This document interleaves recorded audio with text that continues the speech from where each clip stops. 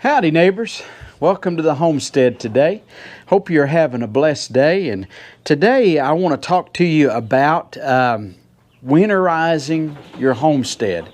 Before we get started with that today, if you're not a subscriber, how about hitting that subscribe button? If you'd like to help our channel grow, if you like the content that we have here, simply subscribe and helps. If you do a thumbs up, if you comment, that also helps us as well, and you're always welcome to share the videos.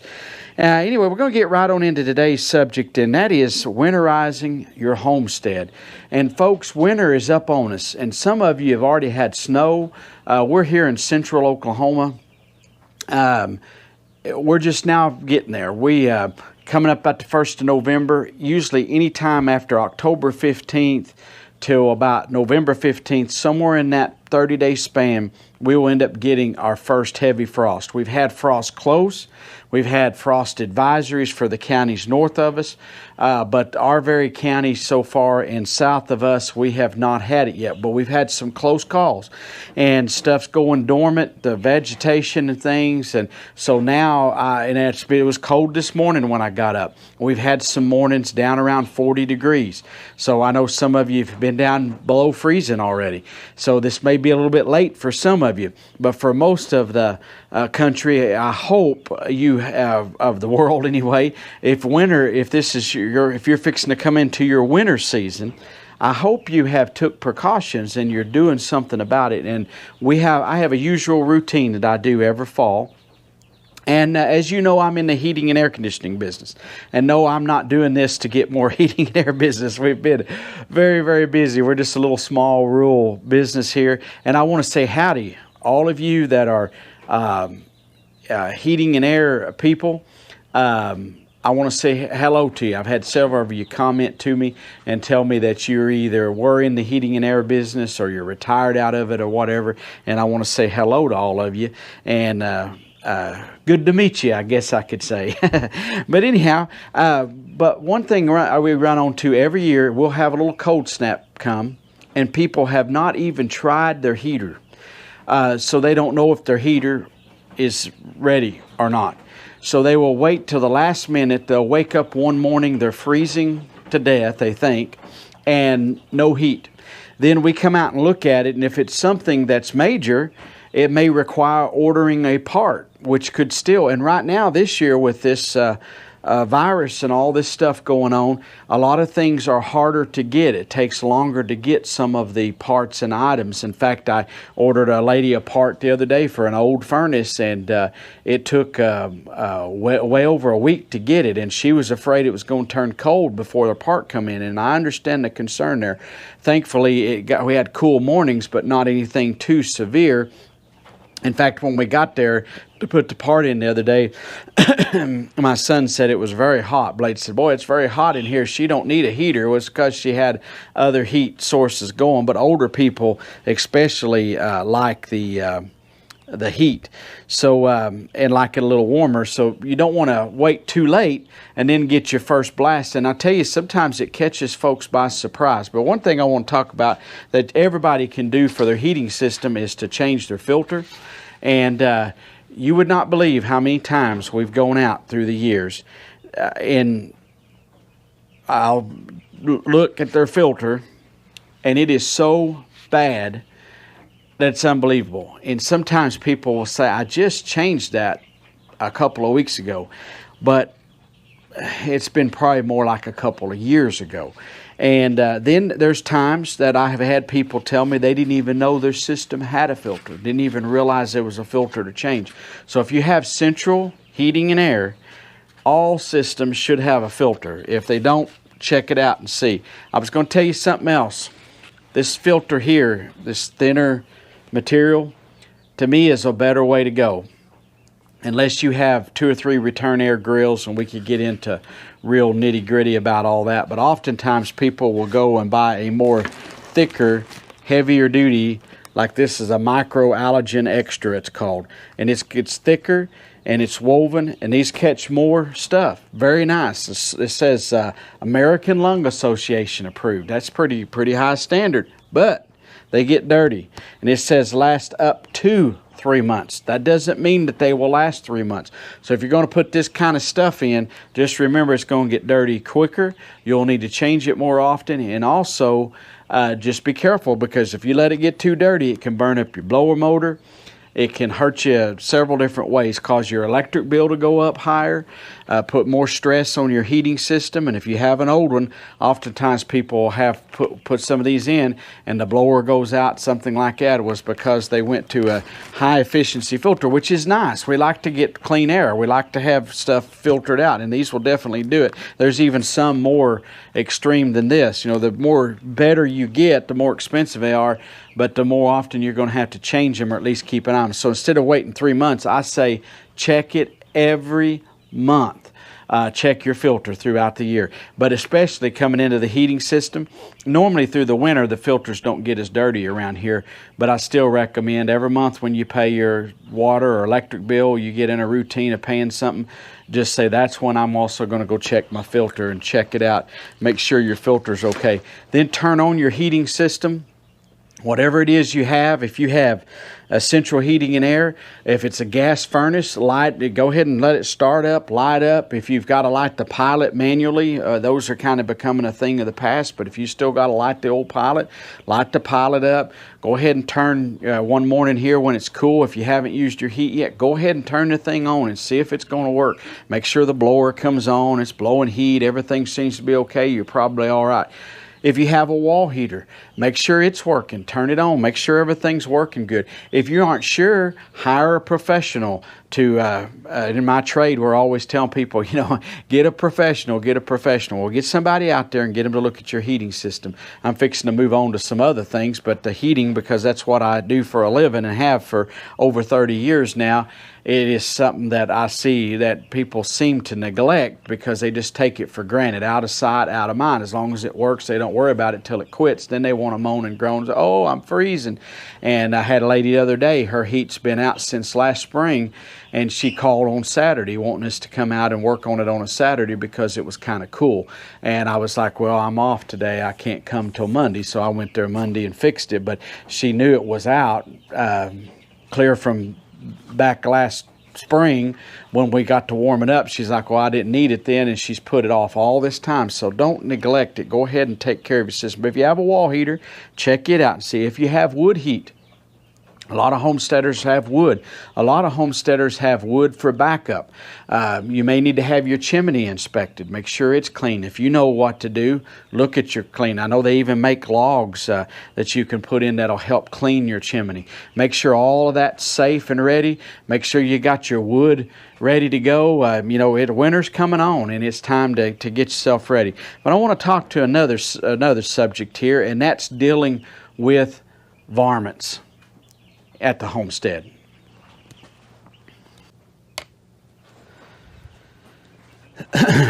You have to pardon me, I'm putting on some gloves here. But one thing everybody has from time to time is varmints. Mice, rats, whatever.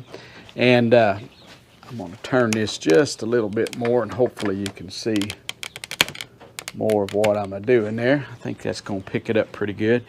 But varmints, what I mean by varmints, I'm talking about rats and mice. And I've got a little box here that is a bait station. And this one is supposedly big enough, got holes for even rats. And I have this out here in the shop. You take these it's got little rods, and you put these. And the reason I'm wearing gloves, because I don't like handling this poison. I can take these gloves in to Josie after a while and get her to wash them. You can put this back down. It has a safety screw after you fill your bait on them little rods. This bigger one here, holds 3 on each rod. So it holds 12 of these chunk looking baits there. And they got a little hole up in them where that rod will set. And what that does, that keeps the mice and rats from running off. Rats will actually run off with your poison. We don't have a whole lot of mice, but we do have a mice every year. If we didn't take care of them, the mice would overrun. There's other ways of taking care of mice, and that's getting a cat. We don't allow house cats in the house, but we have cats, a couple that hang around out here, and they help catch them too, which is a natural, a good way to do. The only problem with cats you've got to watch is cats will eat other things like baby rabbits, they'll eat baby squirrels, they'll eat baby birds, they'll even eat adult birds if they can catch them. Quail, they'll eat quail and baby turkeys, so be careful. I've even had cats before get in and kill baby chicks that I was hatching out of an incubator. So just always keep that in mind. But anyway, you put your bait in here and you close it down. It's got a set screw that will go in here. And what that's for is to keep some kid from opening it up. You don't want some little kid to open this up. It snaps and it's hard to get open anyway. And I've got a couple other that even have a special little wrench that you put in to help open. Besides, they also have the little set screw. I'm not going to put the set screw in for the sake of time just right now, but anyway, it's got holes on both ends, and what I like to do is put these along the wall, and if a mouse or a rat out here in the shop happens to come along, they'll smell that stuff and they'll go in there and they get them a little bite of it and they'll go off and die. If you're a rat and mouse lover and you want to have them in your home, that's fine. Now, we don't allow dogs or cats in the house. So there has been a concern. I've had people ask me about these. What do you do if you have a dog in your house and they eat one of these?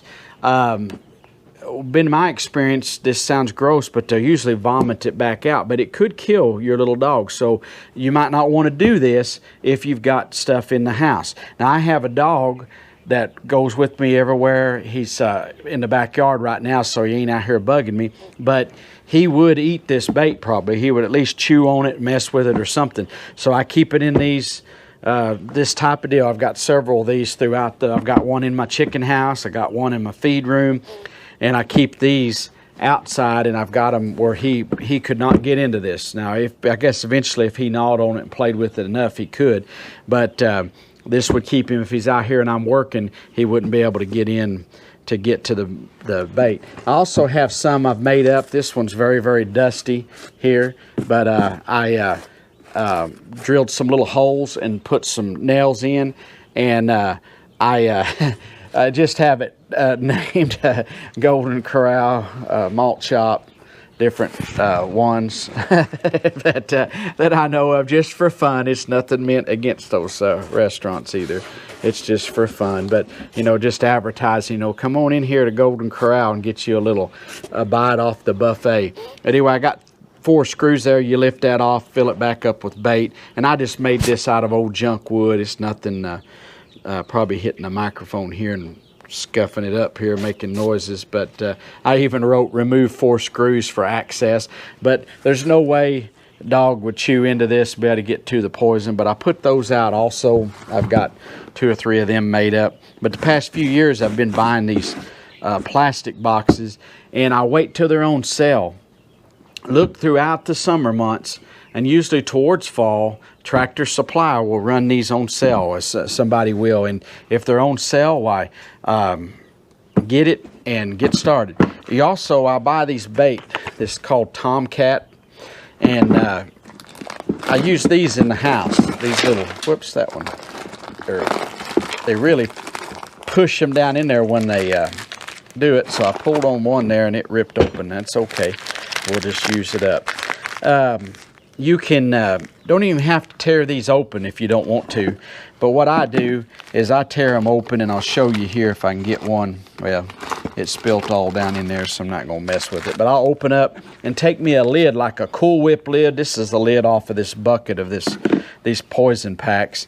But I'll open it and pour just a little bit and set the whole pack on there. And I'll slide it like under a dresser. And just about every room of the house. And I only have to do that once. I do it in the fall of the year. If I was to start seeing mice and stuff, well, I would do it more. But this says it kills Norway rats, roof rats, and house mice. So anyway, it's Tomcat brand. There's all kinds of different brands. I'm not just sold on one, except I've used this for several years. You can get these on sale, and they come in these handy little buckets. And this year I've bought another one of each of these chunks, and another, this was a newer bait station here that I bought this year. I've already had put it out and filled it up the other day, but I thought I'd do a quick video to show you what we do, because if you don't keep the varmints down, they will take over. Also, this Just One Bite bar, and mice and rats can carry this off too. It's the same thing. It's little chunks that you could break off and put in a homemade bait box or one of these type bait boxes. But I throw one of these, maybe break it to 3 or 4 pieces, and throw it under the house. And the house is sealed up underneath where dogs and cats and stuff can't get under there. But I'll throw one of these under, and that also helps also just by breaking that up and getting that under there. Anyway, I'm always telling funny little stories, so I'll share this little story with you that happened. Throughout my career as heat and air guy, I've also done appliance repair, and I worked for a big company, and I was on emergency call one weekend, and the other guy that was supposed to be working in my area or my district was gone, so it was just me, and it was turned off cold, real bad cold that day, and I had all kinds of heater calls to go run. It was on a Saturday, and I worked and worked and worked till way late at night, and I was fixing to come home, and I got a call that a lady's refrigerator, and what I mean by late, it was probably getting 7 o'clock. It was already dark and stuff. And I get a call from the office that says they have a lady that her refrigerator isn't working. So I go to work on her refrigerator. And anyway, I didn't want to. I said, man, I'm already headed home. I'm done for the day. I'm tired, and can't she wait till Monday? And they said, well, she's having guests over, blah, blah, blah. So I said, okay. So I go there, and it's way out in the country. And when I get there, she goes to just giving me what for and saying she would never buy another product from our company again, and said that just blah, blah, blah, and just giving me a rough time and telling that the thing was only 4 or 5 year old and it had already quit. And I'd already heard that all through the day. You know, you get sick of hearing it. So the refrigerator wasn't cooling, and I pulled it out from the wall. I could hear most of it sounded like it was running. Well, you have a little fan back there that cools your compressor. It's called a condenser fan motor. And the little motor was turning there. Well, normally it's supposed to turn and cool, but it wasn't turning. A mouse had got caught in there. It was this time of the year. It's getting cold. This lady had all these guests there and was being real highfalutin, what I call it, and uppity-like, and giving me what for about her product. And I didn't sell it to her. I just worked for the company, but it didn't make no difference. I was the first representative she's seen, and she was very upset. And I said, ma'am, could you hand me a paper towel? And she said, yes, I will. So she handed me a paper towel, and I pulled the mouse out from the fan. Well, the fan just started turning, running just fine. Then it was okay, and the refrigerator started cooling back down. But I pulled it out and had it by the tail with the paper towel, and I said, ma'am, I said, here is your problem. Of course, all of her guests there, everyone looks, and she goes, like that, and she was just like, oh, I got mouse. Well, I tell you, everyone has mice. Everyone gets mice from some time or another, and some are more worried about it than others. But the problem with mice is they're going to come in when it goes to getting cold. They want to get inside where it's warm. So if your house is a little warmer inside, then they're going to want to come in, and I don't blame them. You know, why not want to come in where it's a little bit more better? So anyhow, it's a funny story, but I didn't laugh out loud, but I was laughing inside. And here they were fixing the dining room table to eat and everything, and it was revealed that she had a mouse in her home. And I thought, well, that'll teach her from now on from treating me hatefully. But normally what I would do, I would just rod up the little mouse in a paper towel, but that day, and I would just go whisper it to them. But that day I kind of shared the news, kind of like the National Enquirer does. But anyway, I want to show you one more little thing here on winterizing the homestead. One thing that happens to folks every year is they end up with frozen water lines. And we've not had a very cold winter around here the past few years, but it used to get cold enough at times that water lines would even break underneath the ground. They weren't buried below the frost line, and because of the freezing and thawing and stuff, they'd bust. And there was times when they couldn't dig the ground because it was frozen so hard. I guess the water leaking out and stuff. And we've been, I say, blessed the past several years. It's been better and better, but I just got a feeling this year we're going to have a little bit of a worse winter. But one thing I notice I'll see every year is people's hydrants have busted. And what they do, they think because you have a frost-proof hydrant, that this hydrant, because it's frost-proof, it's freeze-proof, you don't have to worry about it. But you do if you got hoses hooked up. Now what I'm going to do here, throughout the summer, Josie waters her plants and different things, and we got a hose that hooks in here to a PVC pipe, and it goes around. I might not be able to get that off without pliers, which is okay. But I'm going to unhook all of these hoses, and even this thing here. And I'll put this little brass splitter. Those things are a little bit pricey, but I'll take that and put it up somewhere, lay it over there by itself, and now that hydrant is ready to go. And when you use these hydrants, it pulls a plunger up clear down in the bottom. You can get like 2-foot barrels, 3-foot barrels, whatever you need for your area. I think this was a 2-foot barrel, but anyway, that when you pull up on this thing here, there's a little plunger that pulls up, and it opens up a water valve down here in the bottom. And when that happens, the water comes up and comes through. When you shut it off, it closes it back, and it opens up where the water that's in here can pull back through the hydrant and come all the way back down in here into the ground. And oftentimes people have some loose gravel you put down in there so the water can drain down here in the ground 2 foot down. So that keeps this all clear and keeps you from getting froze and busted. These will freeze and bust, even though they're steel. I have seen these things break completely off, or this whole line here get froze. Well, if you leave a water hose hooked to it, it will stop it. Some reason it creates kind of a vacuum and the water can't go, and it'll freeze down your hose. It'll freeze all the way up in this pipe and come all the way down, and then you end up with a busted pipe. And if you've ever had to change one of these out, they are a job. You got to dig the whole hole out. I don't like to do a lot of digging anymore, but I will if I have to. But you have to dig the hole out, rebury the thing. These aren't cheap either. You have to go buy you one, a new one. So just some things to consider, but just simply unhooking everything. And throughout the winter, if you need a hose, if it's a warm enough day that you can use your water hose, just screw it on there, use it. When you get done, make sure you take it back off, and make sure you educate the others in your household of what they need to be doing, so that everybody's on the same page. Anyway, folks, that's going to wrap it up here today on some little wintering tips. Good time also probably to check the antifreeze in your cars, and if you've got batteries that require water, check them. Make sure you put water, that everything that needs to be winterized on your homestead is up and done, because we got some cold weather coming here. They're telling us next week that we could be down in the possibly as far as wind chills anyway, the teens, which means we're probably going to get down below freezing. So this will test our preps here to see if we're ready, but I pretty much got everything ready to go here at our homestead, and I thought today would be just a good reminder to, I know some of the listeners are widows and stuff like that, or you maybe used to didn't have to worry about that kind of stuff, but now it gives you a little idea, something to check there. Hey, we sure appreciate you watching today. May God richly bless you, and we'll see you next time. We're gone.